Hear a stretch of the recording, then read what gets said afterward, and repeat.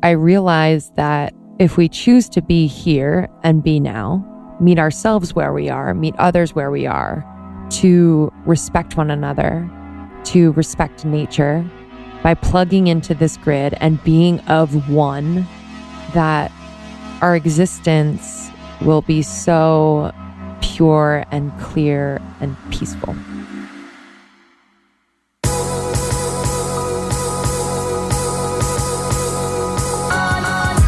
You're listening to the Almost 30 podcast, hosted by Krista Williams and Lindsey Simcik. Almost 30 started as a conversation about the transition from our 20s to our 30s. But then we realized life is full of transitions. So we expanded our mission. We are an intuition-led, wellness-focused lifestyle podcast that promises to deliver authentic conversations, diverse points of view, and insights rooted in optimism, growth, and intention. The Almost 30 Nation community is a group of purposeful dreamers who are smart, passionate, and always seeking the full potential in every aspect of their lives. At Almost 30, we're making magic together. We dream it, and then we do it.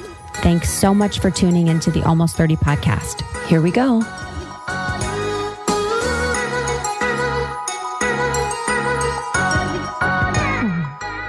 Hello. This is my back from Coachella voice. I got on the phone today and Kayla's like, who is this? She thought it was you. Yeah, literally thought it was me. She thought it was you. Because I have tons We're on of the dust. same vibration. I have tons of dust in my throat and my face. It's dusty in the desert. Truly. I'm a little too old for Coachella, guys. That's pretty much the facts. Krista was at Coachella this weekend and we have not caught up. We like to catch up live. So you guys are hearing this fresh. So it was really good because it was the first year I went from LA. Usually I would go from New York, or the times I've been, I went from New York. And so you don't have to fly and get a rental car and all that shit. So it's easy for us to just drive in and out. And we got a beautiful house. We got like a chef. We got like a bus. Like we just did it like real big. We're like, all right, we're going to do it super old. Justin got VIP tickets too, which was cool. We saw Kendall Jenner chilling. Come on. Which I don't know why. Just chilling? Yeah, literally chilling in the VIP. I don't know why she goes. I'm like, dude, I would literally have a helicopter hover over. I don't know though. Because she doesn't, maybe. That's true. Definitely paid to go. Also, I just found this out that I didn't know that the CEO of Coachella has donated money to. Yep. I had no idea. Maddie called me. I just found this out. This out. And it's wild that people kind of... Finish your sentence, sorry. So that he's donated money to anti-LGBTQ organizations and I think pro-gun organizations. Mm-hmm. It was like to the tune of $134,000. The CEO of Coachella has done that. And the way that I found out was because at the end of Ariana Grande, she put on a flag and was like walking around with a flag. And I don't know if she said fuck you to the CEO, but it was kind of like a nod to saying fuck you about that, which was rad. Yo, that girl put on a fucking show. I didn't see it all. I was like 90 minutes. She went for 90 minutes. I was like, she did not miss a note from what people said. I was like annoying because I was like, that's a true artist. Her voice, she was probably is insane. She brought out Nicki Minaj, who's Nicki Minaj's, their mics didn't, dude, Coachella's actually fucking JV because I can't even tell you how many mic issues, how many delayed issues they had. Wow. Billie Eilish came on 40 minutes late. She brought out Vince Staples. That makes me sad. Was it her or someone else? Because I love her. I think it was her, but also I think she's like a Satanist, to be honest. Okay. I call her young Satanist. Because there's something weird about it. She has like very dark imagery. I know. Like this album's dark. It's her latest album. There's a lot of darkness with her, and the way that how quickly she got up to the top is kind of weird. So I just call her young Satanist. But I think she's a true talent. Yeah. And she brought up Vince Staples. Amazing. Couldn't hear a word. No one knew who he was on because the mic wasn't on. Fuck. When Nicki Minaj came on, Ariana Grande, her mic didn't work. Either did Ariana's. So Ariana said twice, she's like, I can't hear. Because they couldn't hear it playing back in their ears. So they didn't know who was saying what. So it was a total flop. No one knew what was going on between them. And then also, she brought out Mace and P. Diddy and killed it. But Mace I don't know if his mic wasn't working either, or he completely didn't know what was going on, but I think he didn't know what was going on. So he started to go like, because he like couldn't keep up. Because Mace hasn't been doing shit in a long time. So Mace was like a flop. Ariana looked like she was freaking the fuck out because he was messing up so bad. She didn't know where to say like, I'm coming out. You know, she didn't know where to like come in with her part. Right. So she was like kind of freaking out there, which was crazy. Blame her. Don't blame her. And then Juice WRLD was like 30 minutes late to start. Khalid's screens in the back weren't working. Like his video screens weren't working.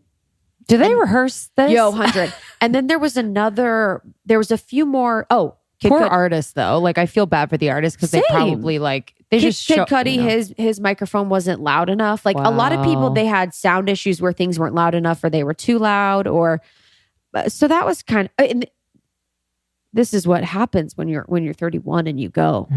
You're thinking about technicalities. Totally. Like the whole time. Because you're completely sober and you're like, and I'm like, it's not loud enough on the right speaker and that screen hasn't started playing graphics. I'm like, those lasers are cool, but meanwhile, people are seeing like mushroom, like crazy things.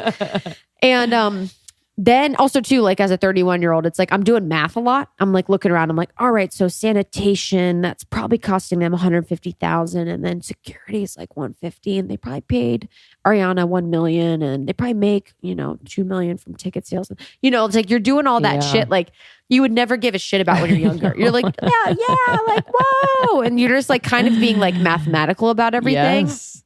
You're like, how many people are in here? And you think about other stuff too. You think about like dark shit. You're like, okay, so if there was a fire, how would we exit? Honestly, I was thinking that the whole weekend. Yeah, and you're like, okay, if someone and you're thinking like, has someone died here? Also, there was also very cryptic things. It was very like, and my perspective and point of view is so different now. Just being my age is like Donald Glover, who's amazing, a true artist. His set was really cool because he started it out and was like, at the beginning said, put your phones down. Like, I don't want people to be on their phones. I want people to be present. If you guys want me to play the hits, I'm not going to play them. And just kind of wanted to make it a full experience. So it was like a bunch of songs that he was really passionate about and all the things. But at one part he goes, there's 100,000 people here tonight. And there's a good chance that one of you won't make it to next week. Oh, and you're like, huh? Literally. And everyone's like rolling and wasted. So everyone's like, like it's gotta be me. Yeah. It's gotta be me. Or you're just like, okay, it's, might be a true statement, but also you're like, okay. And then there was another really weird part too. That this part was like, was very weird. Dylan Francis, who I don't love his music, but he's like Skrillex, where they put on a bomb ass show. Yes. Like Skrillex usually incorporates a lot of trap and hip hop. Dylan Francis does more like party shit, kind of like Major Lazer style, right? Things. And there was one part, and he's like, it was a really good show, and he's like, all right, you guys ready to go deeper? And everyone's like, yeah. He's funny too. He's funny. And then but on the screen, and then it goes, I own your soul. And it literally kept saying, I own your soul. Oh, Jesus. Over and over and over again on the screen. And then it was like, now your soul is mine. Huh? Literally, it's like butt shaking on the screen. Then it's like, I own your soul. And we're like, God. Oh my God. And that's another thing too, where I'm so like, I'm not so conscious now, but like my awareness now, 100%. And I'm sitting there and I'm like, well, this is the thing. Get them to agree. And they're saying, yes, whatever you say. And then they say that shit. It's kind of fucking weird, to be honest. What do you mean? I own your soul? Like, well, you it's own like, my soul? do you guys want to go deeper? Everyone's like, yeah. And then he's like, I own your soul. And you're like, okay. So energetically, this is what energetically I'm sitting there and I'm literally telling myself, I'm like, my free will says no. I was like, told Justin, I told my friends, I'm like, say no. Like, this is so dumb and crazy. But I'm just like, no. I wonder what it feels like on drugs to hear that. 100. Well, maybe you don't know. That's the thing is like, you're so out of it that you might not know that they're saying that. But I mean, years ago when I would have went, I would have definitely thought it was weird, but I wouldn't have thought it was weird as I do now. Right. And, just little things like that. But anyways, people were not playing around fashion-wise. People were not playing around. My outfits were probably a 4 out of 10 on the cuteness scale. Like 2 is like, I've read a magazine, and like 3 is like I've looked at an Instagram of a fashion blogger, and 4 is like the best we can get. People were showing out. It was crazy. I was sitting in the same outfit all weekend being like, oh my God. Like you'd get notifications of people being like, look, number 3 is up on my Instagram. Double tap, leave a peach emoji. You're look, like, number 3. Oh my God. People had multiple looks. Yeah, multiple looks. It was so crazy. Like the look this year was people's buttholes out. I know. I saw so many assless pants. You guys, I saw so many booties and I saw so much boobs. It was really distracting to me. I was like, oh my God. I literally looked at so much tits and ass today. Wow. Respect, body love, do your thing. Looked amazing. But it was kind of a mind fuck in a way to be around so many. I can't even describe to you. I live in LA, one of the most beautiful places in the world. And this was on another level that I cannot even explain to anyone. There would be 10s would walk by, people wouldn't even look twice because it was like you'd see so many 10s. People just were literally, it was like they'd been trying for years. They put on like veneers for fucking Coachella. Like, wow. And it was like, so at a point you're just kind of like, oh, this is like, you're not I'm not comparing, but you're just kind of like, wow, this is what's going on in the world. And it does make you feel some type of way, Absolutely. Whoa. I would feel like, it's almost like, I can just picture, I would have like binoculars being like, look over that. It would be about the people. It wouldn't even be about the music, which is like kind of why I've never like, not that I don't want to go to Coachella. I'm kind of down whatever, but I just have never sought it out because I'm like, but it's not really about the music. And I would want to go. That's why you have music. to get fucked up. Yeah. I wasn't drinking, but that's why people get fucked up because then you're able to sort of be in your own world and sort of relax and sort of not think about or look around or pay attention to things that are going on. I think that's the thing about it is it wasn't, me and Justin were laughing because it's like our schedule. We're like, okay, so we're going to go to Murda Beats and then Pusha T and then Blood Orange and then Churches. And then we have this schedule. And then, the whole day we're literally in the Do Lab for like 3 hours. And I'm like, this is so Is the Do Lab the colorful thing? Yeah. It's like, no, that's just an art installation. The Do Lab is where they play just like DJs play like trap music. Oh, okay. You just get lost in like the mix of like going to these shows. And we didn't really get to see a lot of the shows that we wanted because we went so late. Because nowadays it's like, it's hot during the day. How? It's hot during the day. And once you're there, you're there. You can't go back. So if you leave at 3, you're going to be out until like 1. It's just like a long day. So it's like you just go at the end of the day. But I mean, it was good and it was fun, but you're just, and like now I'm older too and I'm watching people. I'm like, oh, I hope like they're okay. And I hope that they're in a loving relationship. I see people like fighting and people crying. And I also don't know how old everyone is. Oh man, there were some baby chickens, especially at Ariana Grande. I mean, I saw tiny little baby chickens that were just loving life, which was adorable and amazing to watch. But there was tons of tiny children and there was tons of tiny children like doing a lot of drugs. That's what was crazy too, is like, I would say give or take 3% that 100% of the people there were fucked up. Yeah, it's just like a thing now, and it's just, are there ambulances everywhere? Like, no. I mean, there probably is waiting, but they're not like in public to freak people out. Yeah, true. But there's just like a lot of that happening, which that would be most of where my brain would be worrying about them. 100%. I mean, Justin and I were like such grandparents. It's like one time we were lost and we were like at the info center. We were like, we literally had our map out. We're like, can you point me to the direction of the Sahara tent? And they're like, yeah, it's right over there. I'm like, okay, cool. So you're not going to go again? No. Yeah. But I'm glad you went though. Yeah, it's so fun. But now it was, I don't know if I know I'm different, but also I definitely think it is different too. So the years that I've gone previously, they probably had, this year they had 130,000. In the past, when I went, they probably had 80,000, 80 to 90,000. And that's a big difference of people. So it was bigger. There was tons of room. And it's just, you just feel like it's not really that special when there's that many people. Like music festivals that I've been to, Mad Decent block parties are always so fun. Diplo put them on and there'd be 3,000. Right.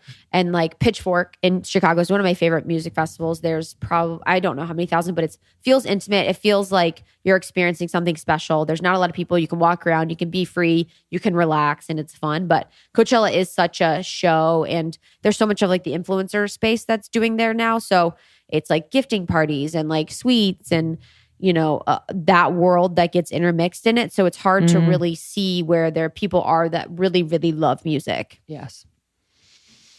And did Justin have a good time? Yeah. He was so... That's where you guys met. Yeah. Or that's where you fell in love. Where he asked me to be his girlfriend. That is so cute. It was so cute. Oh, I remember it. Yep. And we were like... Yeah, it was really cute and it was really fun and we just have the best time. So... It was really fun to like laugh a lot and totally play around and be in your own little world. Yeah, 100, which is actually a bad thing sometimes because even now we've been dating so long, but it's kind of bad. We are really in our own world and it's kind of rude. Yeah, what was the dynamic like with the group? It's not kind of rude, but sometimes I just have to remind myself that I have other people that I'm with and I need to pay attention to them, but we just get sucked in it, you know, like, oh, we're having so much fun and you know, if you're with a group of people, you're going to gravitate towards the person that it's easiest with. Yeah. Not that it's not completely easy with my friends, but it's like, totally, it's just your go-to. So it's your lover. It's my lover. But yeah, he had fun. I mean, we didn't see a lot of the shows that he wanted, but it was cool. And I'm feeling a little sick and under the weather, but yeah, I mean, how could you not? I mean, yeah, it's not that because you didn't do. Did you do anything? Yeah, you did a little. Yeah. Okay, that's fun. Yeah. I did some mushrooms actually. Fun. Yeah. Was it a good one? It was actually very chill. It was really nothing. Just felt really good. Felt really loose. Felt really laughy. And to be honest, it really made such a difference. It didn't fuck me up. I was like, nothing. I feel completely fine today. But it just helped as like a social lubricant. Yes. Like I get it. You know, it was just... It enhanced the experience. Totally. I have some in my fridge. I was thinking about doing it by myself.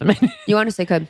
I probably could. It's really easy. But I do want to do it because I was going to do it before Costa Rica just to open up my portal. It was so not a big deal. It's actually crazy.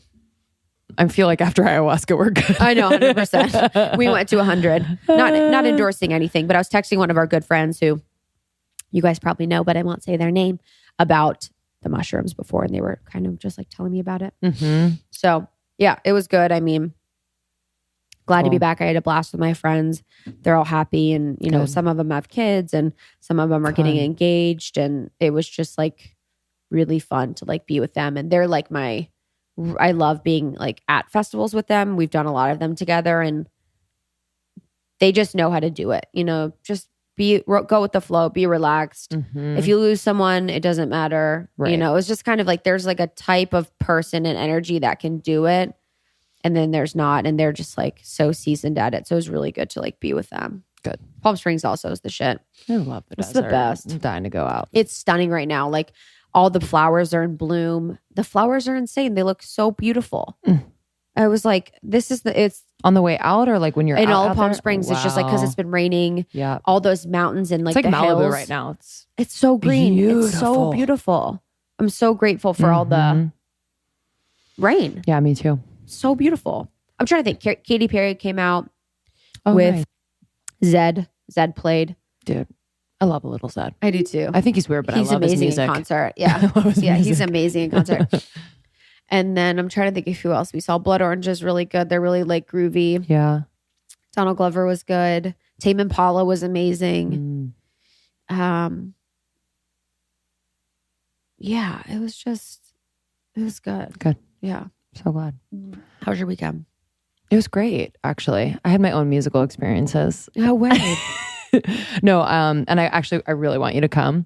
And I invited Almost 30 Nation LA. No one could come to this one, but we're going to make it happen. I'm going to go I don't know if this episode, this will be out probably after, but at Dance Line LA in Culver City, they have this West African fundamentals dance class. Is that what Sahara does? Yeah. And Aaron Alexander. Mm-hmm, yes. Exactly. So Sahara wasn't there, but I went with Aaron, and it was the most fun I've had in a very long time. Oh. Like, it was so liberating. It's educational. It's beautiful. The guy that teaches it, Dante, he is I am King Tay on Instagram. I'll find it. But it was so inclusive. Like, anyone can show up, all levels, all races. Like, it was just so beautiful. And I just thought, like, oh, we're just going to put on some, like a CD or something, or like an iPad, whatever. In walk 4 drummers with their drums, a woman, 3 guys, and then the guy's 2-year-old son. So the son's a part of the whole celebration. And it's like Sunday service in there. So it was probably like an hour and a half because he went over time. But you're barefoot. The drums are playing from the beginning. So the warm up is to the drums, and you have no choice but to let go. You have no choice. And I grew up dancing, but like ballet, tap, jazz, and you had to be like pulled in, tucked in, squeeze this, like you're too short, you're too tall, you're too whatever. And I mean, the women and men that do this every weekend are like just so seasoned in their bodies, and you just felt it, and it was contagious. Like, you could not do it. So it was just like, I can't even describe it. That's why I want everyone to come with me and do it. I'm so But down. I was like vibrating very, very, very high. Ooh. It was like, and it was emotional. It was very emotional. Ooh. Just like watching, these people don't get paid that much. The teacher probably doesn't get paid that much. The drummers don't get paid that. They take donations, which is great. So if you do come, bring a few bucks, like to tip the drummers. Bring $25. Honestly. But I just got emotional because his biggest emphasis was just on like community and taking care of each other. He's like, if you see someone over there and they don't have it, you grab their hand and you pull them in. Like, you take care of everyone. Like, and he was describing like what certain parts of the dance meant. So the beginning was very like, it was for the elders. So the elders like kind of start the ceremony in like theory. So they in this village, like, and okay. You know, like, yeah, like, are they like spirits? No, like there. They weren't there in the room, but he was describing like, this is the type of dance, like the elders would come out first. And so it's slow and they're really milking it. Like, they've earned it, and they're kind of like calling in the spirits. And then all of a sudden, like, the rhythm would change. And he was describing kind of how, like, you know, it is the purging and the letting go. And they would do this on Sundays because they wanted to kind of be ready for the week. And we say that all the time. We're like, oh, we got to be ready for Monday. This was like the perfect thing to do. And yeah, I don't know. It was way outside of my comfort zone in that, I mean, I like to dance, but I did have a moment where I was like, I'm like the only white blonde girl in this room. And I felt a little like I shouldn't be here. Like, I don't know what I felt. I was just like, I always feel douchey. What are people thinking about me being here? I don't know. It was just a moment. And then it was gone. Like, the moment we started dancing, we were literally all one. And it was so fun. And then the little kid. He's a prodigy already. I was thinking of you. I was like, oh my God, Krista would be crying watching him. For lunch. And none of them were playing. We were kind of going over a piece of the dance. And then you hear this like little beat. And you're like, where's this little beat coming from?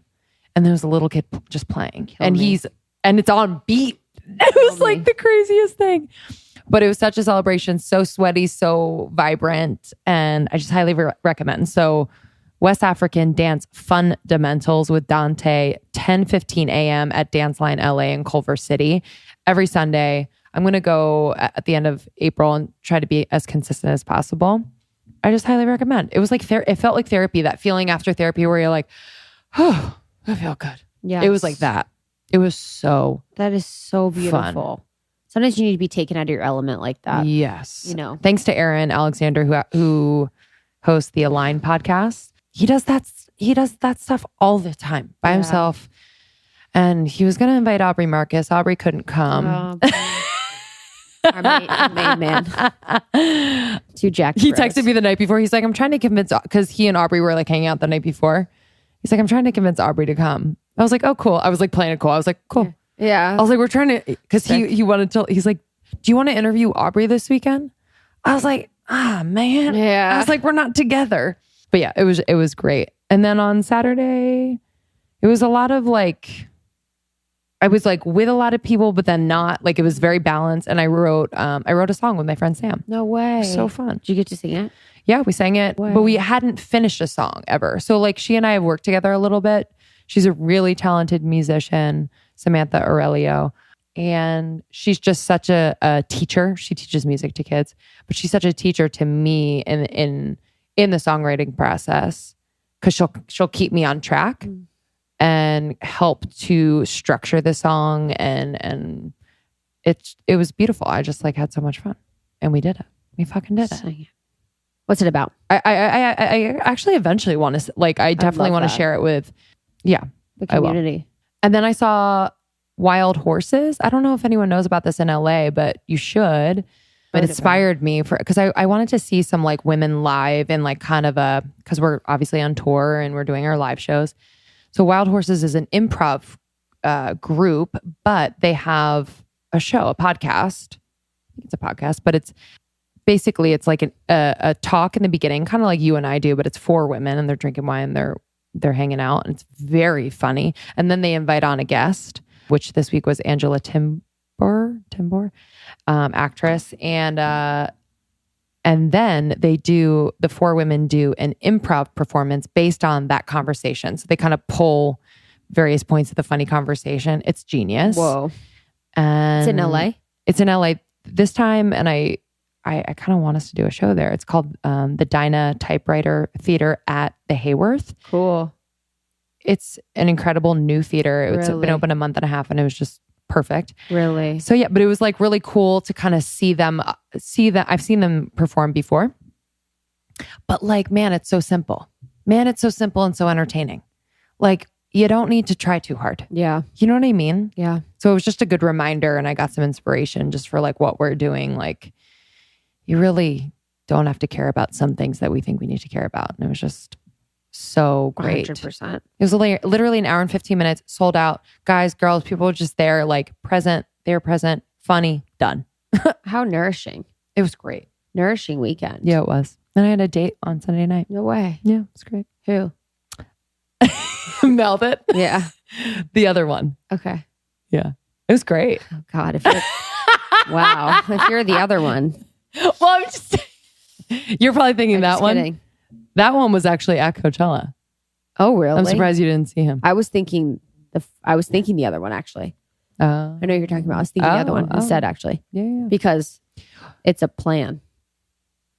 What? Because it was a planned date. Yeah, exactly. Well, but we just we just had an interview earlier, and she said something about being really present with someone and not thinking too far ahead. That is like my ultimate biggest lesson in dating. Lots of girls. Yeah, lots of girls. So I know a lot of you out there will relate, but it is a practice every single moment of a date for me. It's like, it's funny because I constantly just catch myself. I'm like, hey, bring it back here. Hey, you're here. 100%. You're not 10 years from now. Yeah. Hey, just because he's not the father of your kids yet. Honestly. Literally. I know. But we take little things. He only got himself silverware. So that means he's going to be a selfish prick for the rest of his life. He's not going to satisfy me in bed. It's wild where my mind goes. But it was great. And I like these little Sunday dates. It was so nice.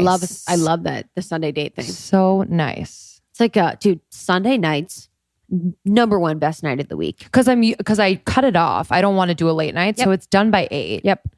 But you start early. You start at like 3. So you kind of like get a bite to eat. You take a walk. We watched the skaters. We watched the roller skaters. Really? So it was like a lot of people watching, which is so fun. It was just like, okay. Yeah, it was great. But because I had done all that other stuff for myself, I felt like, oh, okay, I could do this. Because if I was just like whiling out, meaning like if I was giving a lot of energy to people throughout the weekend, I probably wouldn't have been as jazzed for that date. Yeah. But because I was kind of like feeling it, you know? Yeah. So yeah. What's next? I don't know. I don't want to proclaim. Yeah. Trying to be present. Yeah. We'll talk off air. Yeah. We'll keep you guys posted. Yeah. Trying to be Malone. as present as possible. Yeah. So yeah, very different weekends, but equally as nourishing and fun. That's amazing. I also saw last thing that there was a picture of the black hole taken. Did Where? you see that? So there's like the No, first I missed photo that. there's the first photo taken of a black hole. It was like a woman that actually was able to do it through like an algorithm or something, was able to find a way to take a picture of a black hole. But I'm just kind of confused. Are there more than one? Yeah, there's a lot. So meaning like A black hole like in space. So where was she? Just on Earth, we were able to take a picture. So like, or it was like not on Earth, but like through a satellite. Oh, through. Was able to like find when to take a picture, because a lot of times there's like such a strong gravitational pull through them, because it's like a portal. So, but it's weird because the photo, it's like a black hole. Yeah. So I'm like, what did y'all think? Yeah, they're like, breaking news: black holes are black. Honestly, I was like, why did you guys try so hard for this one? Yeah, truly. Not to be a big old bitch, but I'm like, what's the effort for this black hole photo? It just looks like a black hole. What is your newsfeed filter? Like only like space, Wacky. aliens. It's it's like what's gonna freak you out? Yeah, it's honestly space, aliens, quantum physics. Oh man, so fun. It's very interesting. Okay, what do we got this week? Yeah, today's episode is actually me. I'm talking about our ayahuasca experience. Beautiful. Yeah, we're excited to share. We both have episodes about our individual experiences coming out, and we're really grateful for the opportunity to have gone to Rythmia. And I actually just got a message from a stranger, but she had just gotten back from Rythmia. Really? And I just love, actually did too on Facebook. Yeah, I love hearing about people's experiences, because one, they're all different. And I really think that is a part of, and I talked about this in the episode, like just a part of my healing is like, and Jen Pasteloff talks about this, like bearing witness to other people's healing and being a listening ear for their stories. Like that is part of my experience there. So while ours weren't like these like crazy leave your body, go to outer space experiences, it still was, I think, just as profound because we're, I think, pretty in tune. Like we're able to kind of pick up on subtleties and have them land as like more weight than maybe, people who experience something so like going to space and like going on the moon needed that. Yeah. They needed that intensity. Yeah. I'm looking forward to hearing this. So. Yeah. And then we have mine coming out as well. So I wasn't going to do a full episode, but once I started talking, I started yapping. So my full ayahuasca experience episode is coming soon. And this is just part of the episodes related to our experience at Rythmia, doing ayahuasca journeys in Costa Rica. Rythmia is amazing. You can go to our website on the show notes to find more information about Rythmia. It is definitely our suggested and recommended place if you choose to do plant medicine. They are licensed. They have medical staff. They have everything you would need to integrate into a beautiful experience. So I'm excited to hear this. Proud of you. Highly recommend. Thanks. Yes. And then we're on tour. So find us on tour, almost30podcast.com. You can look at our tour dates. We are going around the world and we would love to see you. We have beautiful sessions, Reiki healing sessions, meditations, workshops, all of these things with amazing people from the Almost 30 Nation community. Come connect with the baddest, coolest people in the world in person. And we also have great brands that we're partnering with throughout this tour, and tons of their products and their goodies will be included at our events. Yeah. almost30podcast.com. And then, as you know, we founded Your Podcast Pro. So if you want to start a podcast, or you know someone who wants to or has started one and want to take it to the next level, Your Podcast Pro is your hub for all things podcasting. It is super digestible, really valuable, and we wish we had it when we started. Okay, we'll see you on the other side. We love you. Thank you in advance for subscribing, rating, and reviewing on iTunes. It means everything. Pause this right now. If you've been listening for a while, it takes 2 seconds to write a little review, and it means the world to us. All right, enjoy this one. Enjoy.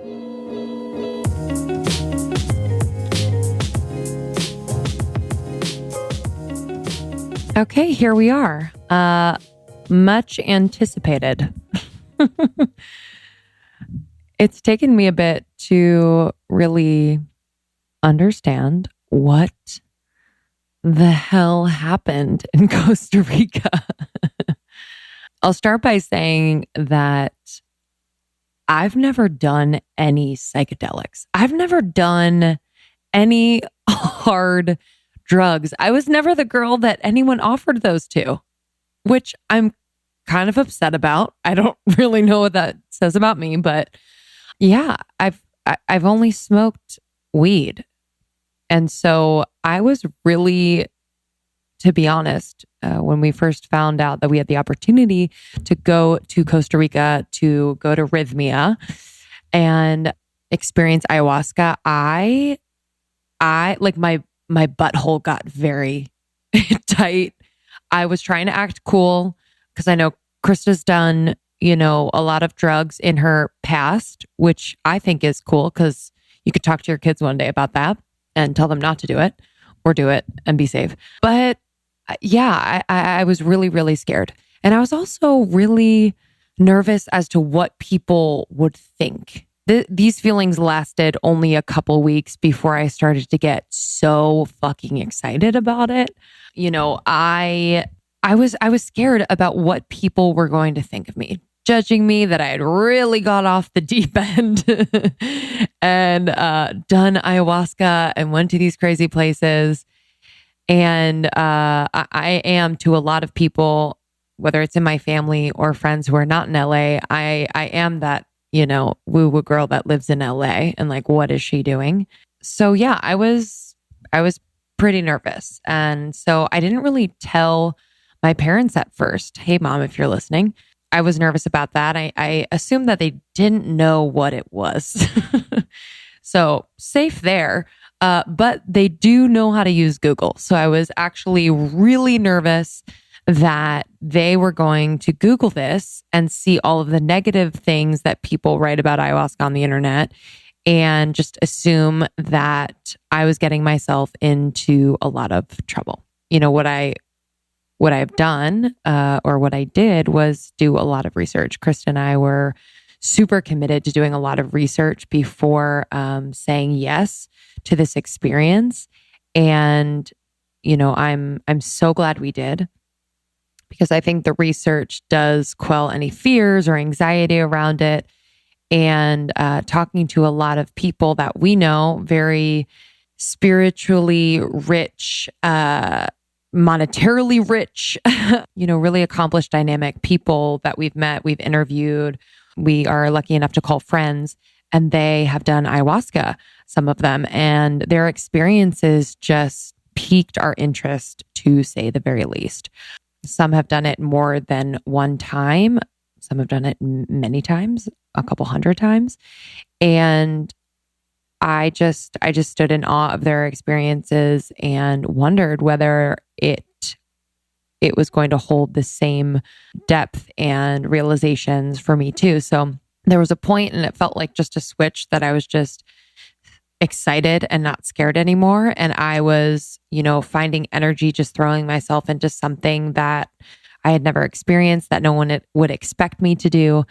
And although I wasn't doing it for other people, I did feel a responsibility, for all of you in this experience, to take it seriously, to share my experience before and after, and really give you, the facts and what I went through and saw people go through, so that you, if this is something that is calling you, can use it as just a part of what you will use to decide if it's, something that you should do.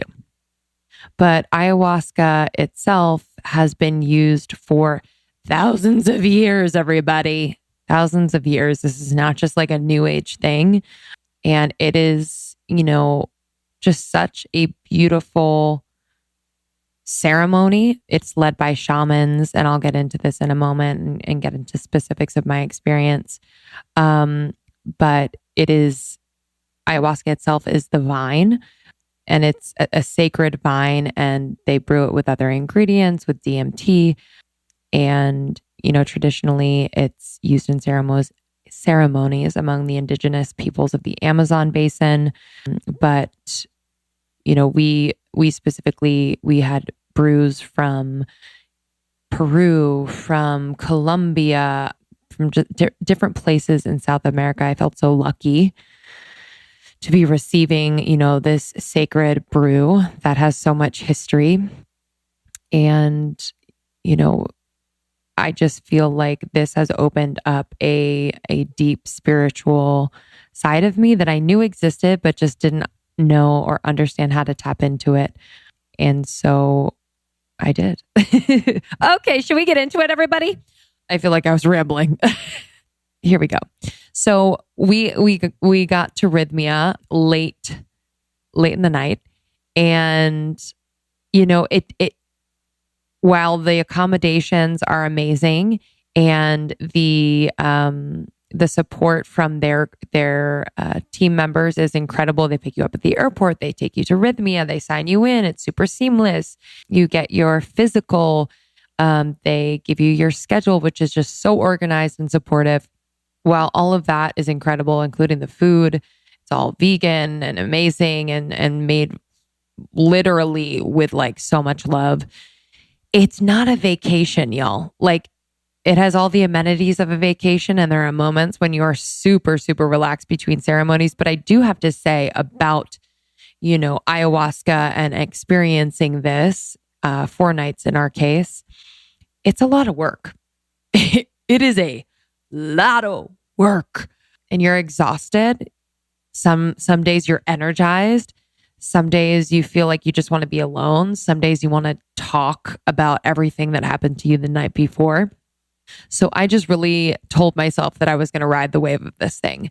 And Krista and I had pretty different experiences, which was really interesting to see because, I thought, I don't know what I thought actually.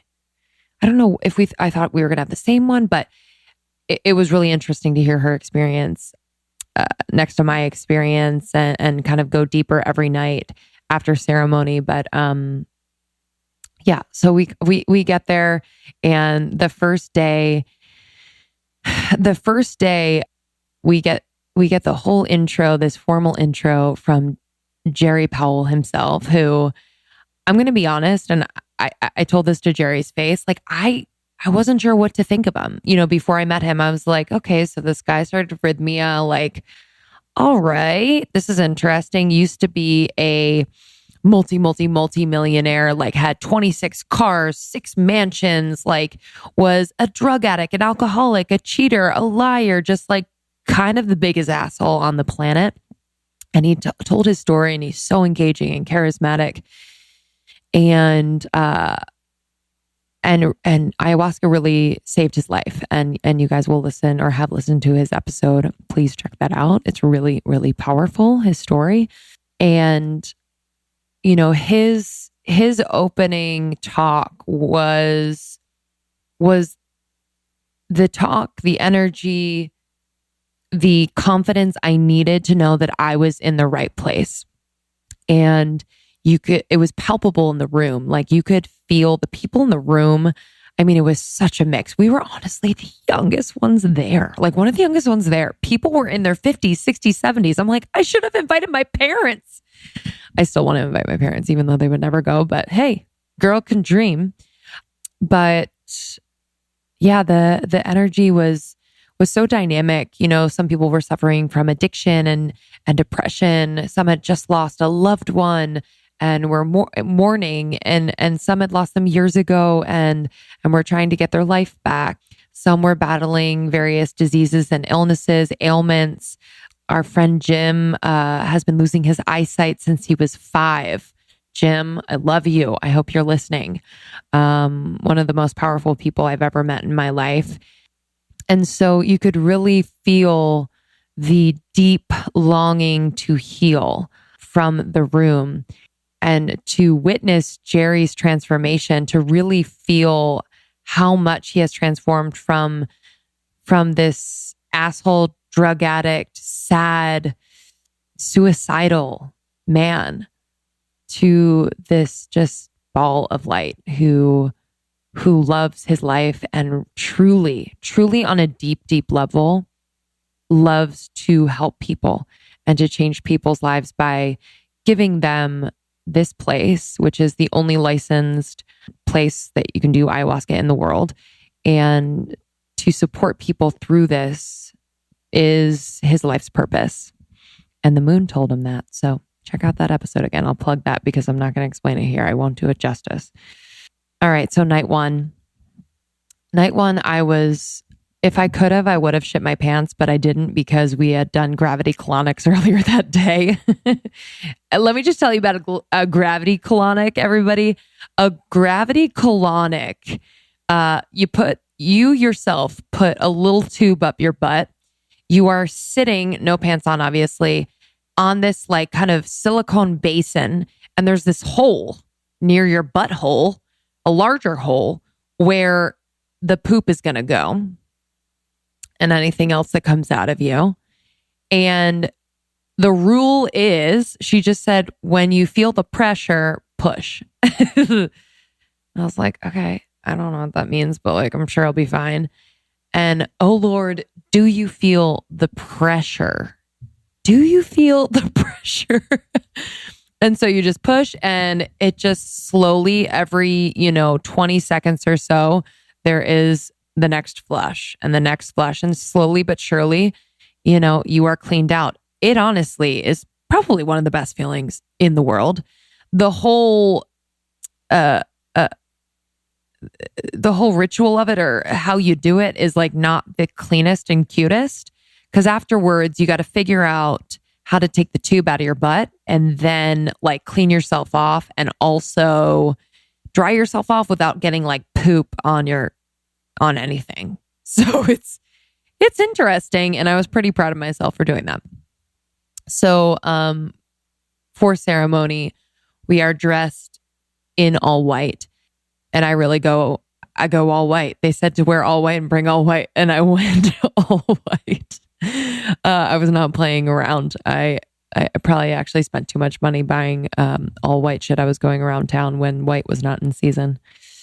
But yeah, Krista and I made our way to the Maloka, which is in the center of Rythmia, the resort.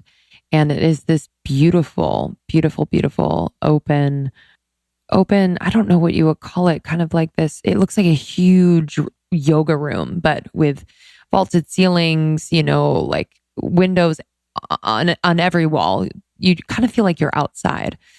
And that's where ceremony was. And before we went in, they were, blessing the space and really setting the intention. All the shamans were in there. Smoke was everywhere. Feathers were flying. Like, it was wild and getting me so nervous.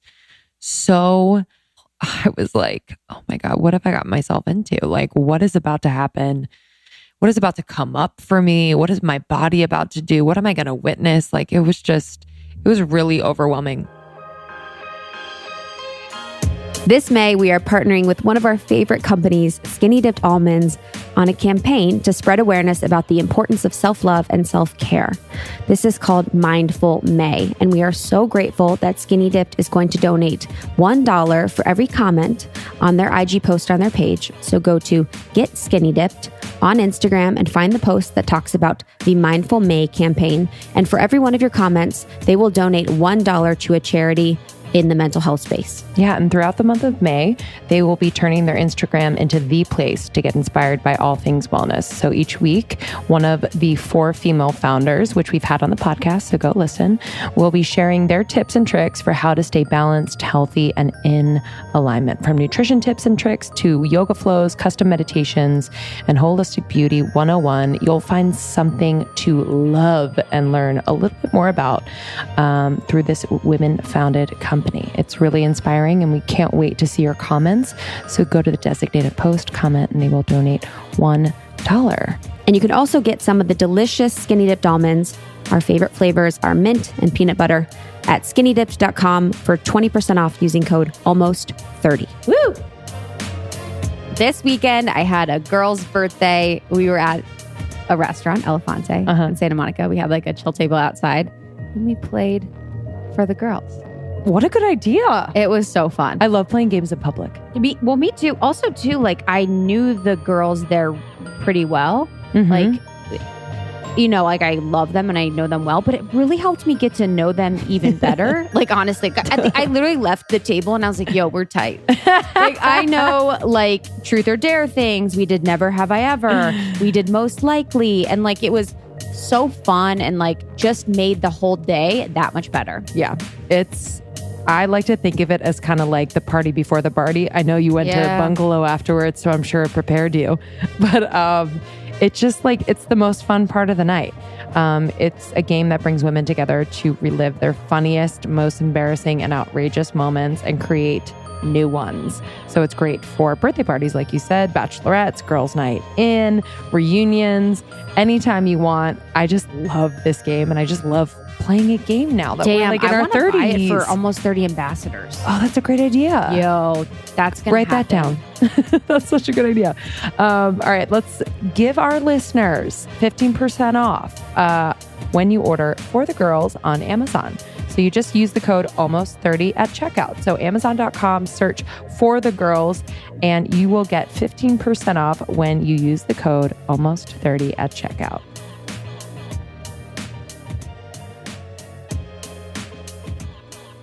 So they got us into a circle and they asked us to grab an instrument. There was like, 100 instruments off to the side, and all 70 of us, which is how many were in our group, which is pretty wild.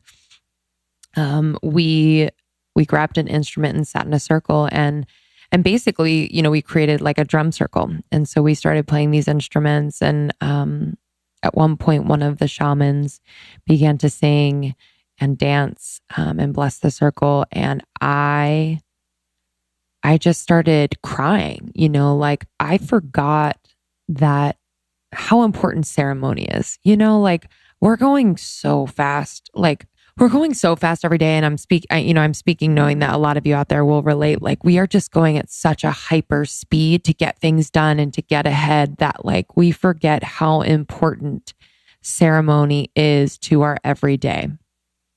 And so this moment where I was with 70 other people, all from so many different walks of life, so many different ages, races, genders, like it was so beautiful to be there together, to be going through this together, something that I was really scared to do, that we were all, I would assume, really scared to do. And right then and there, I just felt surrender, like within that community, within that moment, within the musicality of the moment, I just was like, okay, like I'm safe to just let go and to experience this, to meet myself where I am and just like experience it.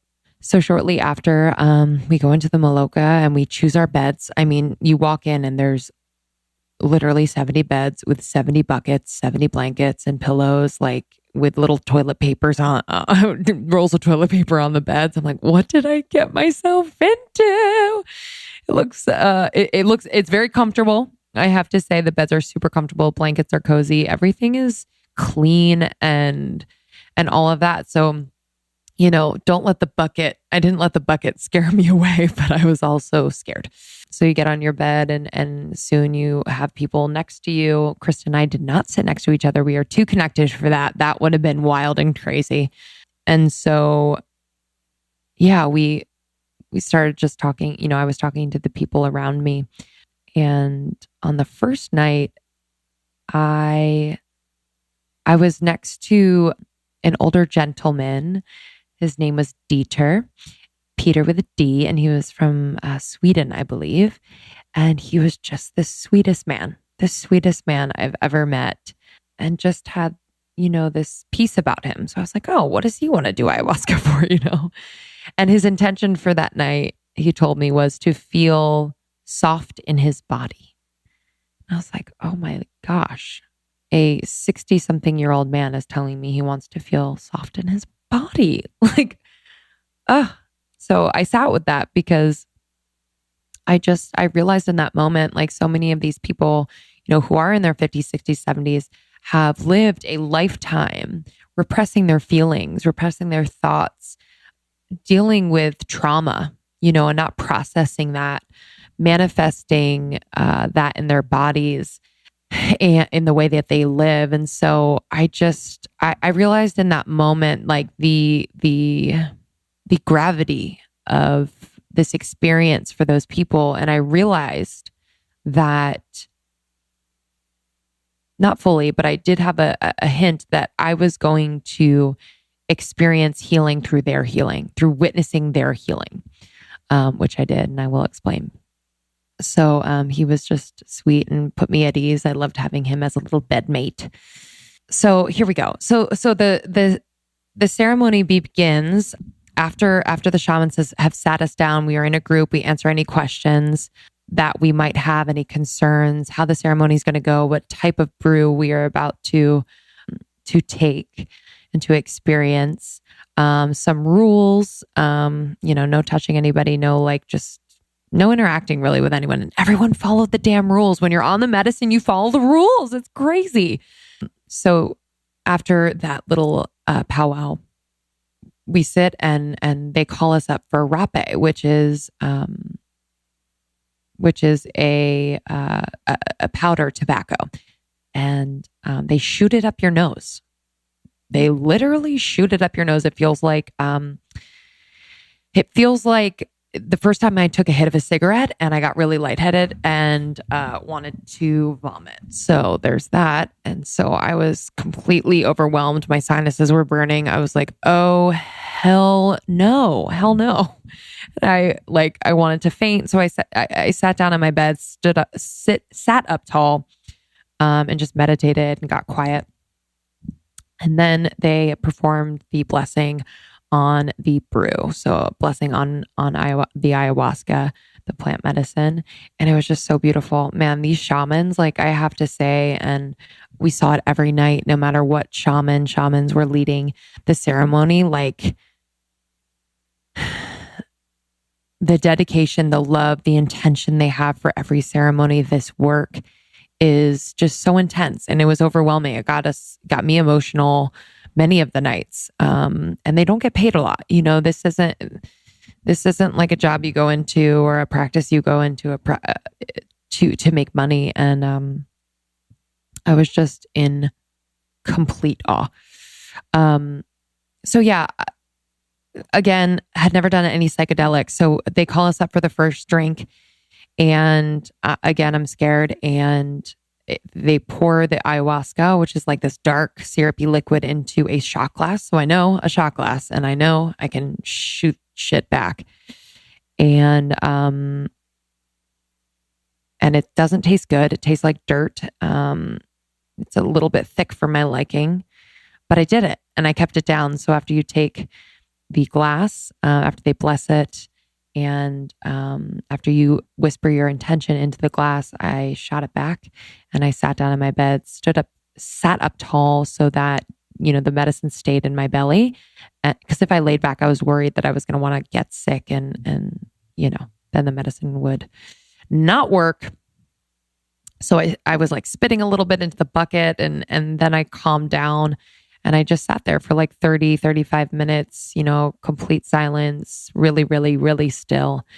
And then once everyone had gotten their drink, that was about, that time. And I laid back down and I just got really cozy and covered myself with a blanket and I fell asleep. And that was my Rythmia experience. No, I fell asleep for a little bit and I didn't know what to expect. I didn't know what to look for. I had never tripped before. So I'm I have no fucking clue what's supposed to be happening. So I opened my eyes. I woke up at one point and I started to I was looking at my hands. And if you watch the video on YouTube, you can see what I was doing. I kind of felt like Bob Fosse, and I was looking at my hands and making these cool movements. And I was realizing I'm my hands look so different. It looked like I had these latex gloves on my hands, kind of a latex covering.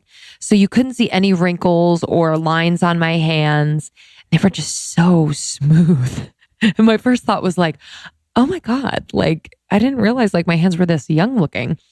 And then I looked past my hands and I saw on the ceiling this grid, a neon grid. I was like, oh, this is crazy. Like Rythmia really goes for it at night and makes this place feel and look like a club. Like I honestly didn't realize that this was part of the trip until the shamans started singing. So at some point in all the ceremonies, the shamans sing, and it's the most beautiful, beautiful music you've ever heard in your life.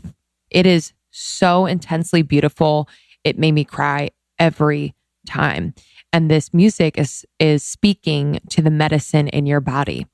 And you would hear it. You know, they would have a certain vocal inflection and notes, and all of a sudden the room would erupt in laughter, or the room would erupt in cries and screams or vomiting. You know, like it was so intense. They were orchestrating and really moving the energy. They knew what they were doing.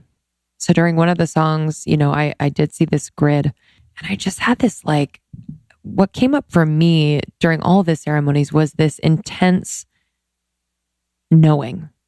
You know, I would have a vision, I would have a thought, and I wouldn't doubt myself. And if any of you know me, or you've heard kind of, you know, what I am working through personally currently, so much of it is self-doubt. So much of it is worthiness. And so in those moments, I was like, oh, this is truth. I know this.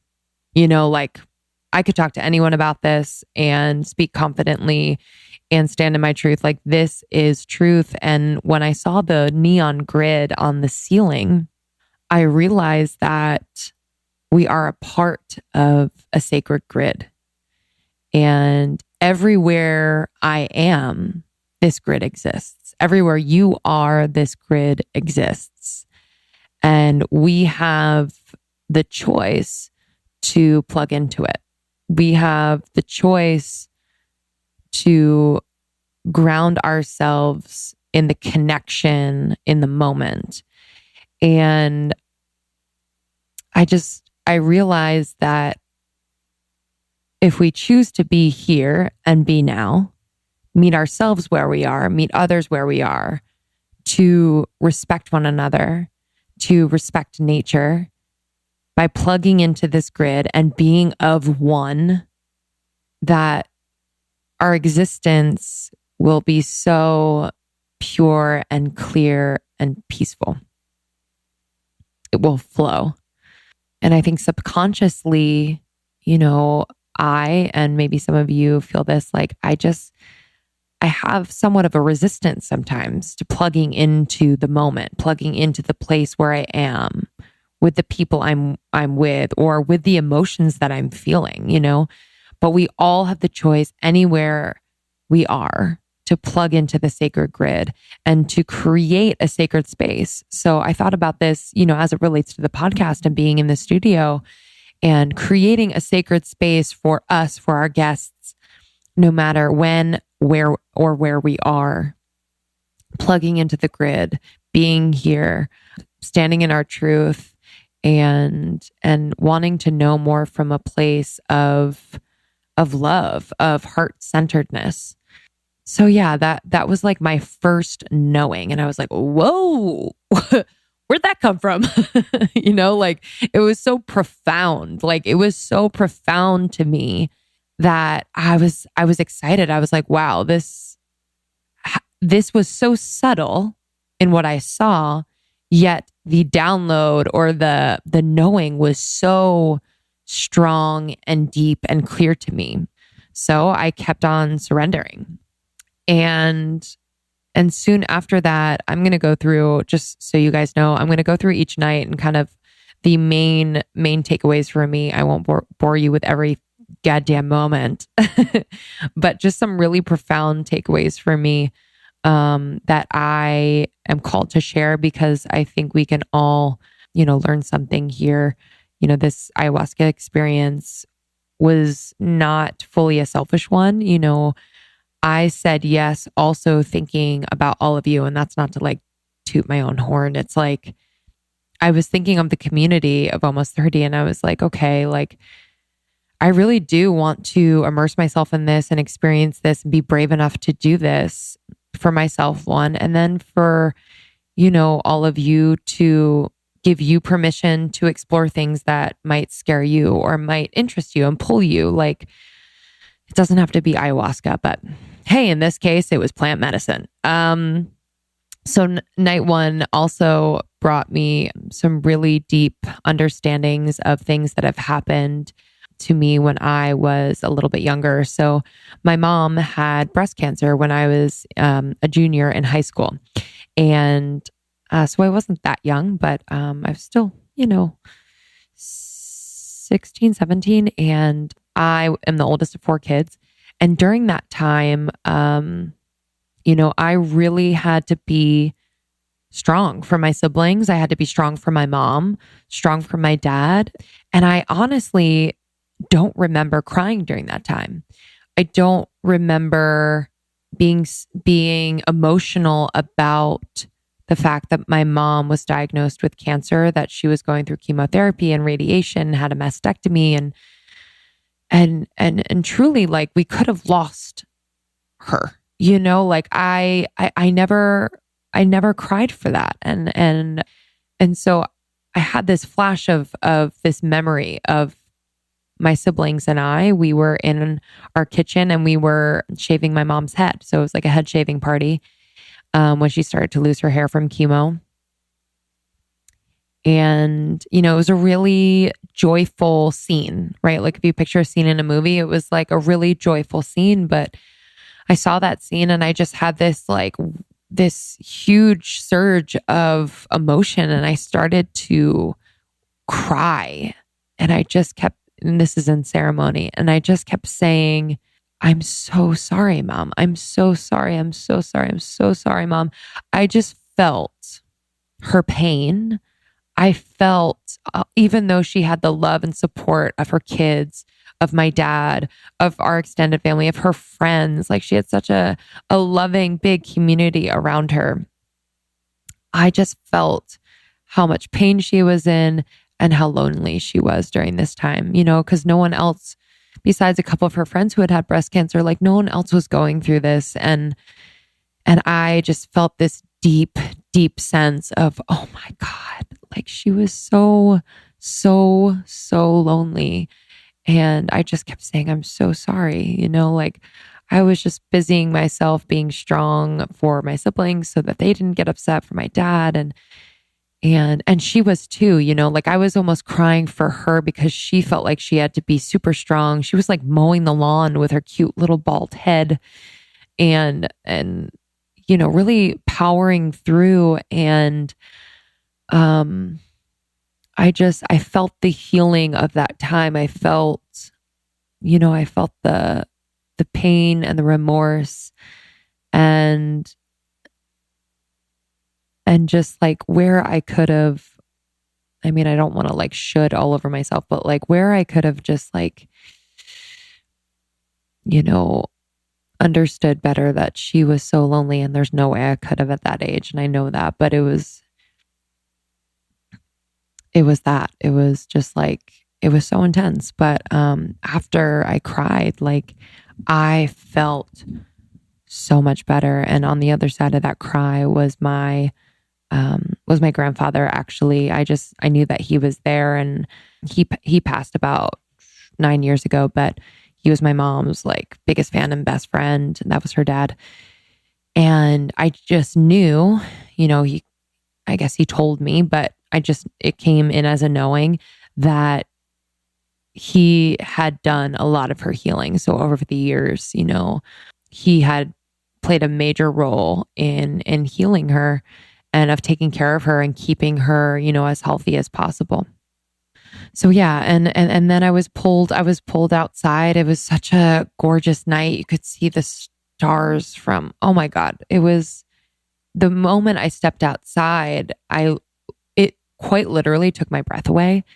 And I just knew, I was like, oh my God, I'm so taken care of. And I think I said that out loud. I was like walking on the grass, I was like barefoot, feeling the grass underneath my feet. And I got down on the grass and I started to like roll around like a kid. And I was like, oh my God. I was like, I am so taken care of. I've always been taken care of. Like, why would I ever doubt where my life is going? Like, I am so okay. Like, there's something so much bigger here. Like just seeing, the cosmos and being a part of the cosmos in that moment, stepping outside, and it's just so gigantic yet so small, and it was just so beautiful. And I looked up and I saw the stars moving. Like it was the craziest thing of my life. Like I actually saw things moving. I saw like rocket ships and shit. I was not visited by aliens, unfortunately, but yeah, I found myself in a hammock out there, and I was just swinging back and forth looking up at the stars, and there was this beautiful tree above me, and the branches had these like long flowy flowers and vines on it. And again, through a knowing, the tree was talking to me, and it was so beautiful. It was like very quiet, but they're like, if you're quiet enough, you'll hear what we have to say. I was like, okay, I'm listening. And so they started to dictate to me songs. So I was listening and then singing. I was singing songs that they're not songs that you would know. They're not even out there yet. They were literally coming from the trees. And they were these beautiful, I hope they were beautiful because I was saying them out loud. I don't know who heard me, but they were these beautiful songs. And I just knew, my connection to nature is a connection that feeds my creative spirit. Like I just knew that. I was like, okay, yep, like this is where I find inspiration for new things, for healing things, for music, for ideas, for creative that is going to resonate with people and touch people. And it was just a really beautiful moment with the trees. And I realized that they just had so much wisdom. Like I felt like they were a friend that I could talk to them and talk to them about anything, ask them anything. And it was like, again, it's that feeling of like, oh my God, like I am not alone. Like everything's okay. I don't have to seek advice from my therapist necessarily. Like I can go and talk to a tree. And I know it sounds crazy and a little bit woo woo and far fetched, but I am telling you that like nature has seen it all, and you got to tap in. You have to tap in. Again, nature is the ultimate sacred grid that you can plug into. So quite literally hugging a tree, laying in the grass, taking a hike, like just plugging in and being a part of that. Because I think, the more that we become a part of that, the closer we get, and therefore the less likely we are to forget that we are so connected to it, and the less likely we are to harm it, to pollute, to waste, to just destroy nature, So, my prayer in that moment was like, oh my God, like everyone needs to be out in nature. Like if everyone understood just the love that Mother Earth has for us, they would not destroy it. They would not be so careless. So yeah, I mean, Mama Ayahuasca, Mother Earth, like there was just so much feminine energy that was healing me. It felt so good. And that brings me to the other feeling that was so comforting. I made my way back to my bed. Eventually, they want us to stay in the Maloka to keep the energy within that room so that the shamans can control it. Once you get outside the room, they can't necessarily control it. And they just want you to stay safe, and they'll do healings on people that are really going through it, that are purging, that are having a hard time. And so they want to be there for you. But I came back to my bed, and I started like touching my body, and not in a weird sexual way, but not weird because, hey, touch your body. But it was like, I was just comforting myself. Like I was fully comfortable touching my body and being like a mother to myself, that was a knowing that came through, that like mothering myself is really, really important. It's really, really important. And, I have, I think, the best mother on the planet, angel from heaven. And I also have a mother who is a human being, and so I think we all, no matter how wonderful our mothers are, deserve and need to mother ourselves.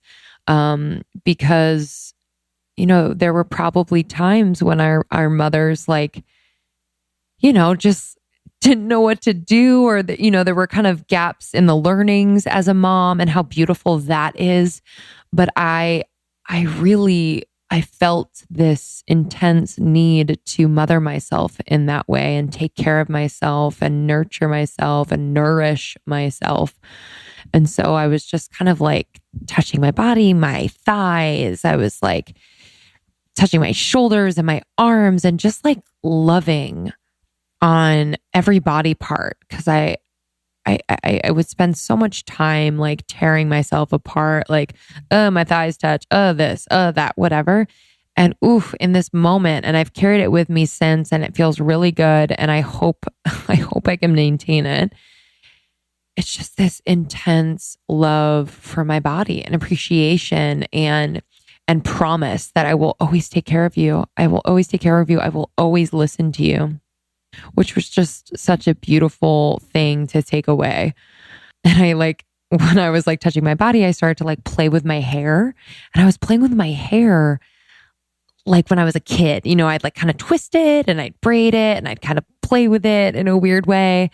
And I just felt like my younger self, like if I was like 6 or 7, you know what I mean? Like it was so fun. It was so fucking fun. Like me playing with my hair, twisting my hair. And it was so simple and so fun. And I had this thought of, why the heck don't I play with my hair like this anymore? What the heck? You're so busy and so adult and serious that you can't play with your hair like that anymore.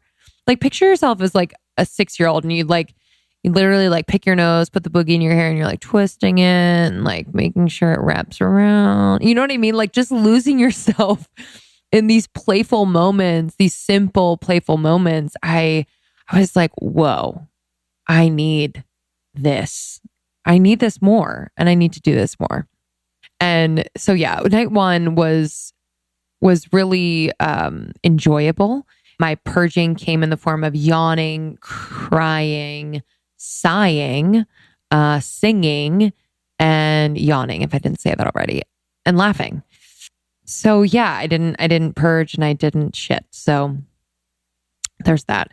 Night 2, and by the way, throughout, after ceremony, before ceremony, during the day, there are workshops, there are sessions, there are practices, just full on 360 support for you, so that you are understanding what is going on, so that you can integrate what has happened the night before.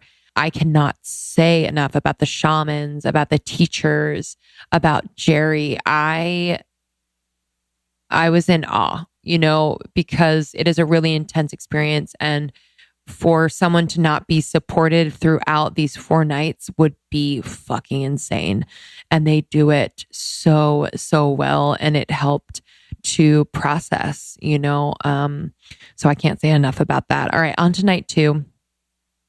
Night 2, I started to feel things much sooner. So I went up for my first drink. And by the way, on night 1, I had 2 drinks.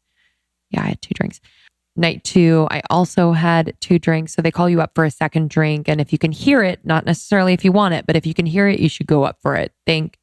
Drink, don't think is the policy. And, shortly after I took the medicine, I started to see fractals on things. So really like neon shapes on the trees outside, on, the tables around the medicine. And again, had never seen this before. And I was like, oh, cool. Like Rythmia, this looks like Coachella at night. This is pretty cool. And I realized I was seeing things. So it was beautiful. It was truly beautiful. And my first vision this night came after a bit of time listening to the chorus of pain and healing around me. And it was really intense. I wasn't feeling anything for quite a bit. I saw things. I saw the fractals and I saw the neon. But besides that, I was just kind of like, okay, like nothing's happening here. Nothing's coming up. And so it was really hard not to leave the room. There was a lot of crying. There was a lot of vomiting. There was a lot of screaming and moaning. And so you just kind of want to leave. And I realized, I was like, oh, okay. Like we were told, and it's true that like, when you hear those things and see those things and experience those things, what is coming up is leaving. So, if I were to think about my bedmate next to me and he's purging and just going through it, to calm myself and to send him some love, I would just think, what's coming up for him is leaving. Like he is healing. My favorite pieces in my apartment right now are all of my things from Article. So Article has gorgeous mid-century modern pieces that are actually really affordable. And I got this amazing tidal blue sofa bed that Justin and I actually pull the sofa bed out most nights to watch TV. It is gorgeous, it is affordable, and they were able to deliver it right to my door. What I love about Article is that they have a flat rate of $49 for shipping. That is unheard of. No matter how many items, every order is $49 to ship. And they eliminate other added costs and keep their prices low by just taking away the layers of traditional retail. Love them for that. You will love Article. Article.com/almost30 and use the code almost30 to get $50 off your first purchase of $100 or more. So that's article.com/almost30. Use the code almost30 to get $50 off your first purchase of $100 or more. On this episode of Tales of Dating with Lindsay, Poo Pourri saves the day again. And I had someone over for a little dinner. And I tend to cook a lot of high fiber meals, and it hit me. And so I got a little nervous at first, but then I remembered, thank God I had Poo Pourri handy on my toilet, ready to go. This is the before you go spray. You spray it on the surface of the toilet water, and it basically traps the smell of your poop underneath in the water. So it doesn't smell. And honestly, it works. This is not a drill. This is actually real and a fact, and you need to order in bulk. So you can go to Poo Pourri, POOPOURRI.com, and shop their collections there. They actually now have a shoe pourri as well for your stinky shoes, but I'm just loving their classic Poo Pourri formulas. So the original citrus is a favorite of mine. The Hush Flush, which is actually mimosa, rose, and citrus. And then there's a honey poo, which is wild lotus, honey, and citrus. It's unreal. So poopourri.com, use our code almost30 for 15% off your first order. So that's poopourri.com, code almost30 for 15% off your first order.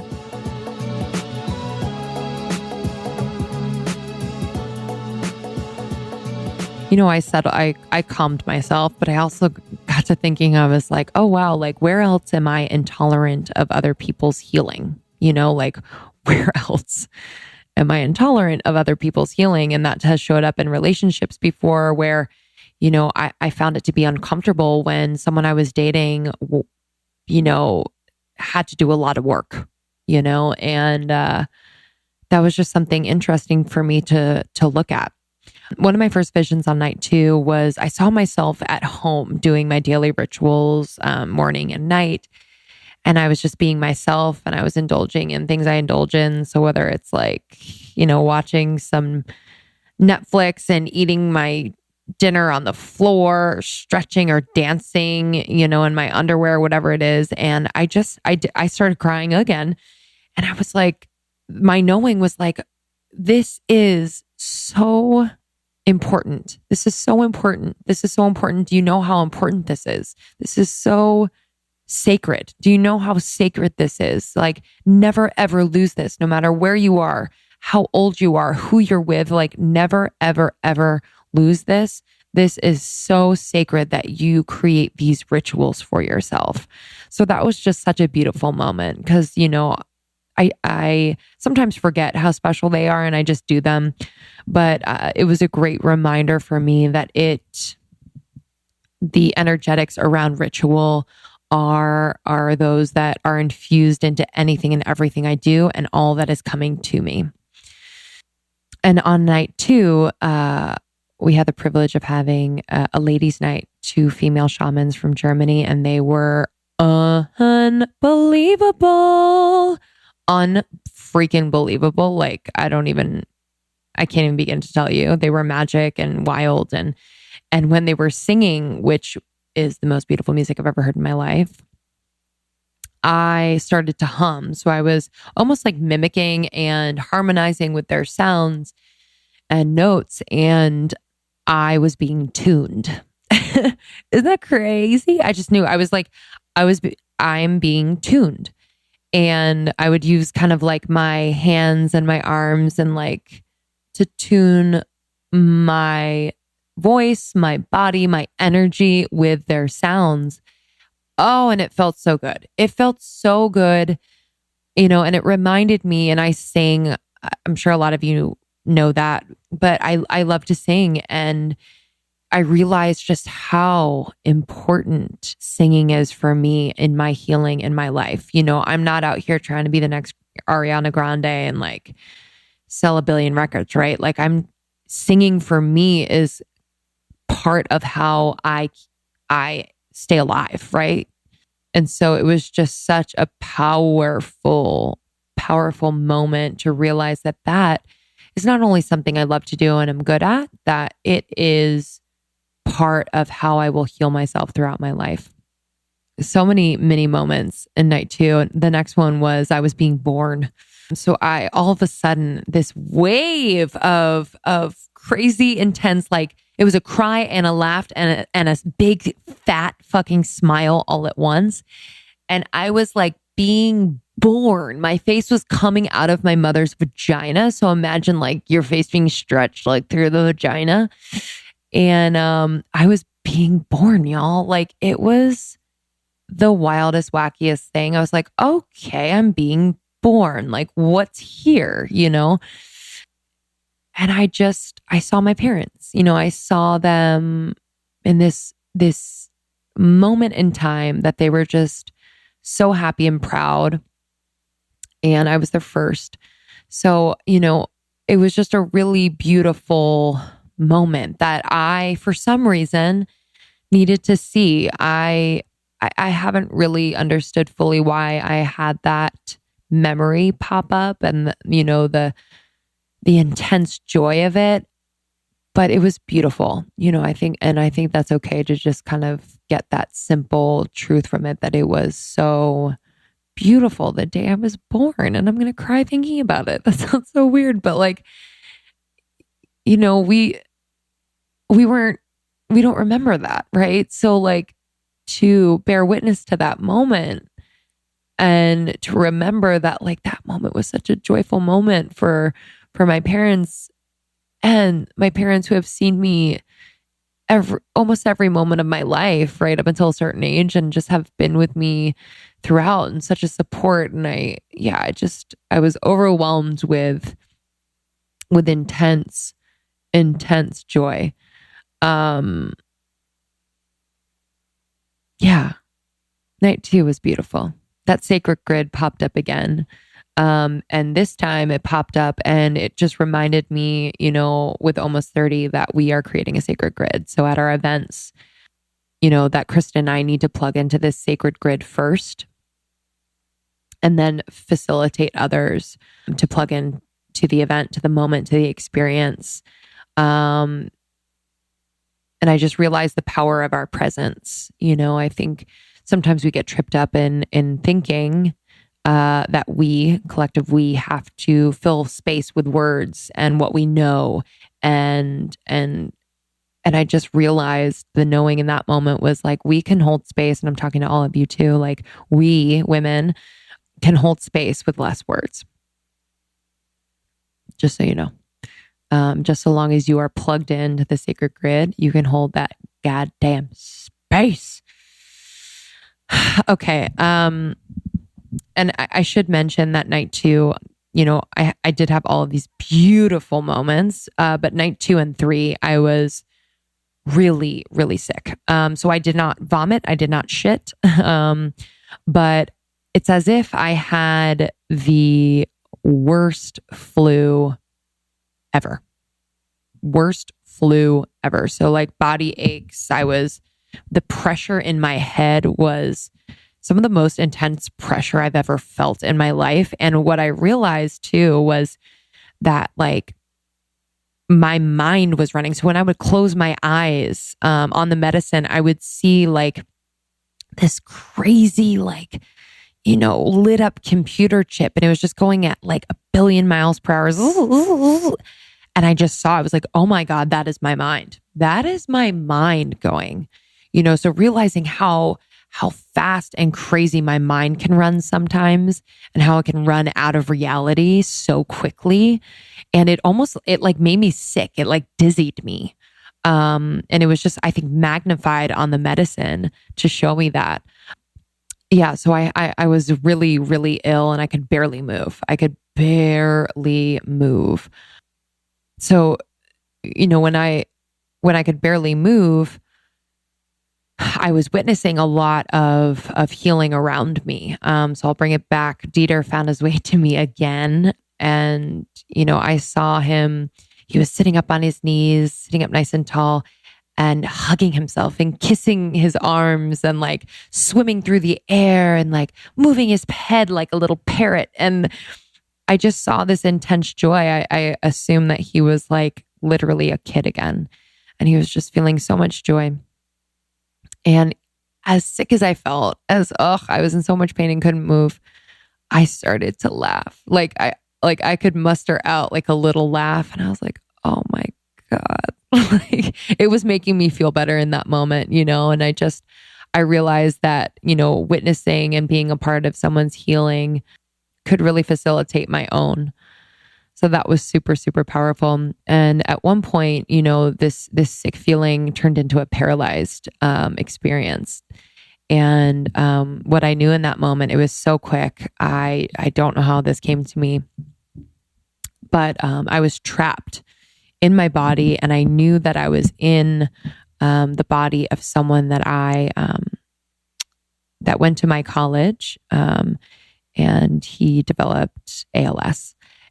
You know, he is an incredible human being who has been, you know, at the forefront of fighting for a cure for ALS. And as his, you know, condition has deteriorated his body and quality of life, but, you know, his spirit is so strong. And I was in his body.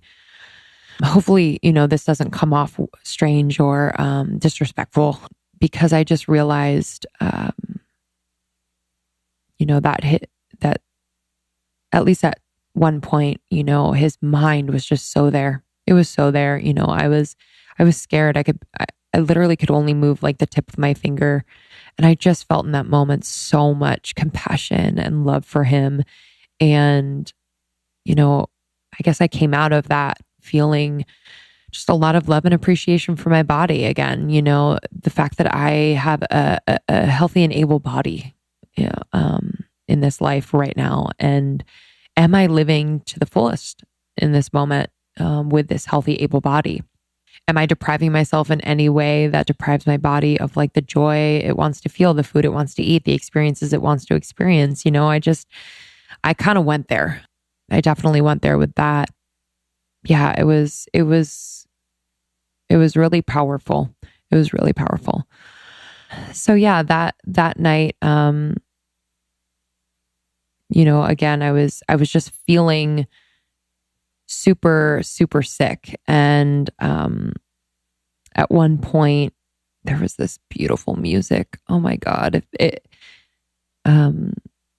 Pia is her name. She was the shaman, and she was singing, and it felt like, and any of you that have ever taken mushrooms might know this, it's like the sounds have shapes and colors, and it's just the most wild thing. And when she was singing, her voice was the raindrop that was dripping from leaf to vine to tree to frog head to leaf. It was just dancing in the forest. It was just so beautiful, and it conjured something within me where I just started to laugh and cry again. But I was laughing because I saw it brought up this image of me as a 4-year-old. And oh my God, she's so funny. She was peeking over her shoulder and looking back at me and making this funny face, and then giggling and turning away, and then looking back and making a funny face. And then I started to mimic her. So I was mimicking her face, and it felt so good to mimic her face. It felt good to twist my hair and do all that stuff, to mimic her face and be silly and laugh and just kind of follow how I was feeling and expressing it as I was feeling it. Ugh, it felt so good. And I know it's so simple, but she just expressed what she felt, little kids, that's what they do. And they giggle, and then they're crying the next moment. And then they're making a weird face, and then they're over it. And then, it just felt so good. And what I really took away from that moment, I just loved her so much. I loved her so, so much. And I knew every decision that I was going to make from that moment on, I was going to check in with her, she's still inside of me. She is me. And I wanted to make sure that every decision I made, anyone I surrounded myself with, anything I put into my body, any experiences, anything I put on TV, I'm is this good for you? Is this good for your heart? Is this good for your soul? Just really checking in with that little me, especially, hey y'all, especially when it comes to relationships, you know what I mean? Would you let her, be talked to in a way that's just respectful by someone that you're dating, or tolerate bad behavior in any way? No. So it was a really good reminder. So yeah, I had a really subtle, relatively gentle, but powerful experience during my nights of ceremony. And night 4, which is the apparently the most strong night, in terms of the brews, and the most intense. I only took 1 cup. To be completely honest, I was a little scared. So I was like, I just want 1 cup. That's what my heart says. So, hey, everybody. I actually did ask Mother Ayahuasca. I was like, should I have cup number 2? And she was like, no, you're okay. And yeah, it was really gentle again. And I was singing a lot again, and I was going outside, and this night was all night. So 7:30 to sunrise. And I just felt a deep, deep sense of peace. And so I allowed myself to kind of wander. I went outside, and I did hand puppets against the wall. They were actually amazing. I think I'm very good at hand puppets now. And I slept outside. I just felt like I was one with the universe, one with nature, one with this moment. And I just felt so taken care of.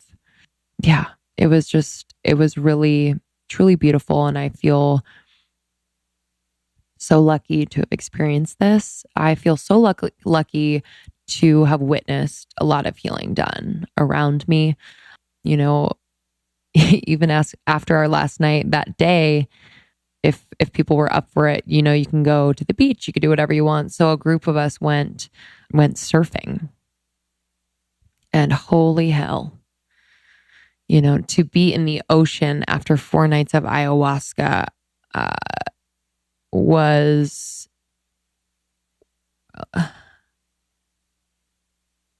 I don't know. it was the ultimate integration for me.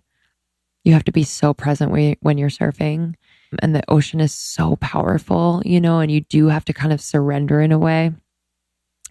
But my friend Jim, who's been losing his eyesight since he was 5, he's one of the funniest, smartest guys I've met. He's from Chicago. He's just a goddamn angel. And he came surfing with us. And, we made sure, the surfing instructor was with Jim. And I swear to you, Jim was the best surfer out of the whole group of 15 of us. Like, it was so intuitive for him.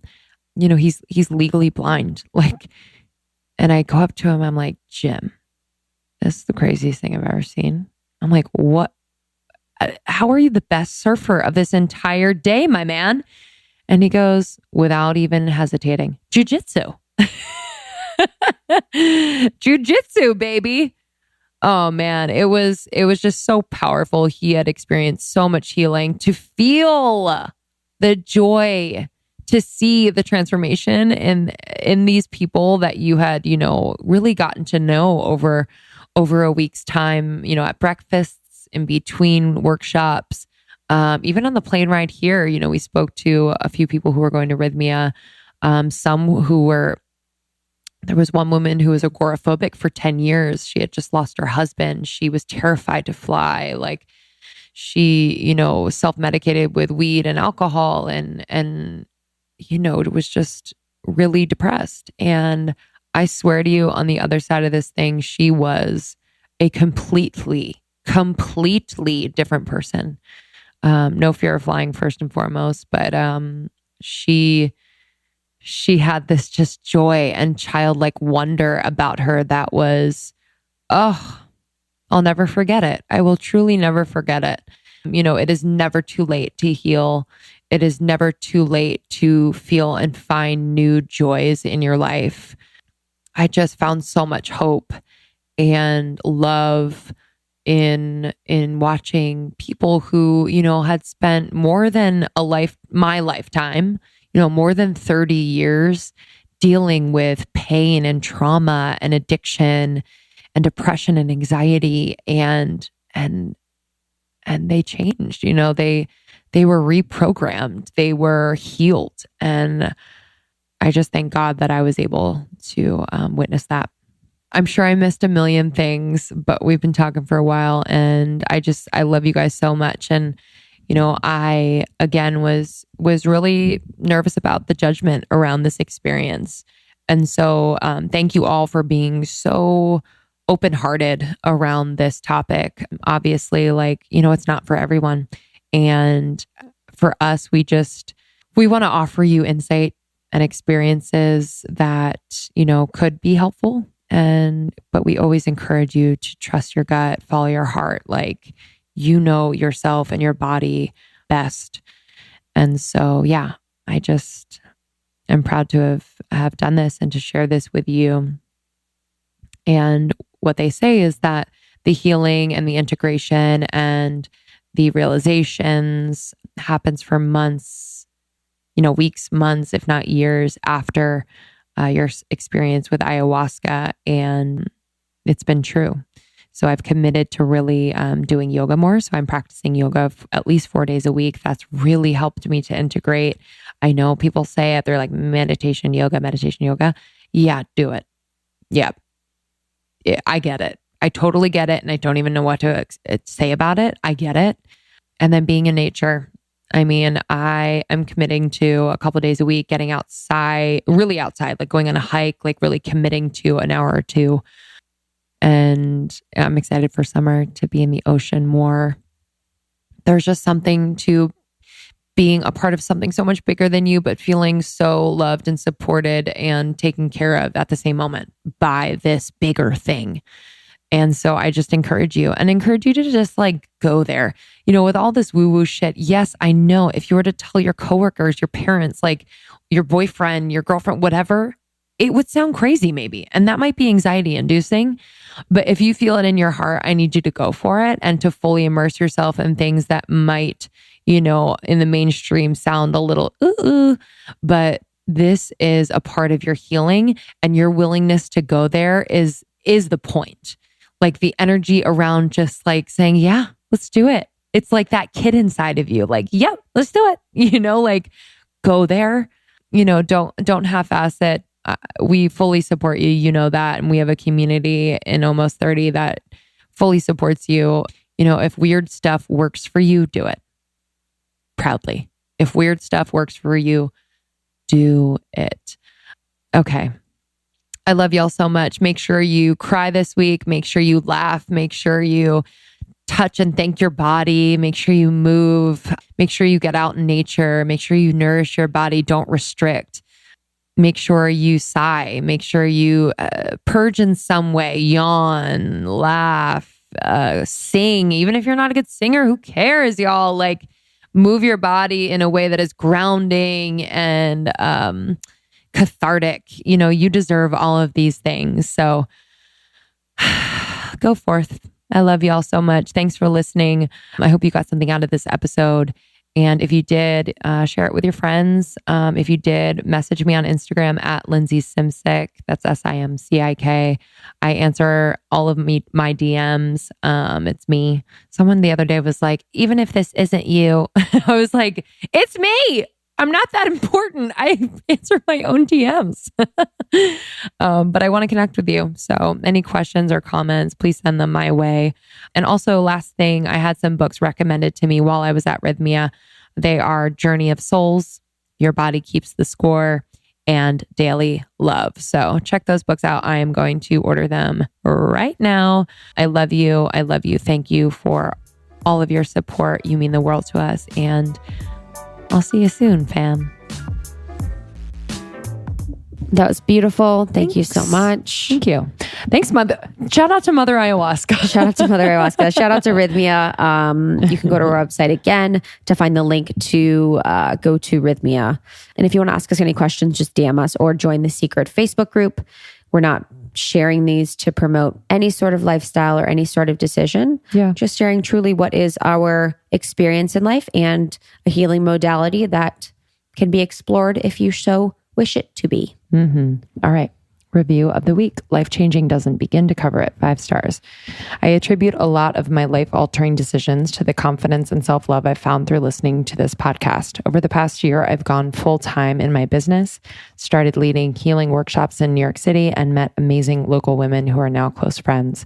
The transition of 20s to 30s isn't easy, but Krista and Lindsey have truly made myself and other women feel like any and everything we're going through is normal. The guests that are on this podcast have opened my eyes to so much and have helped me on my own healing journey as I assist other women through theirs. Thank you. Thank you. Thank you for all that you do. That's from Jolie. Thank you. Oh, thank you, honey. That in.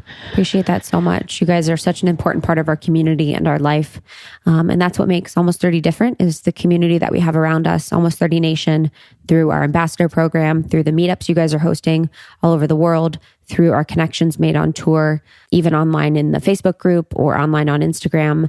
It means a lot. So thank you for taking just a few minutes to write a review for us. Mm-hmm. Lindsay and I really appreciate it. Yeah. And on tour this year, if you're able to make it, obviously we always encourage people to come alone. Don't feel like you have to come with people to be able to go to an event like this. But if you do feel like someone could use community, laughs, maybe some deeper conversation, inspiration, we definitely recommend inviting them. Just, pass it along to them. We'd love to see them. The tour is really a special time. We don't take it lightly that you buy the tickets, make the time.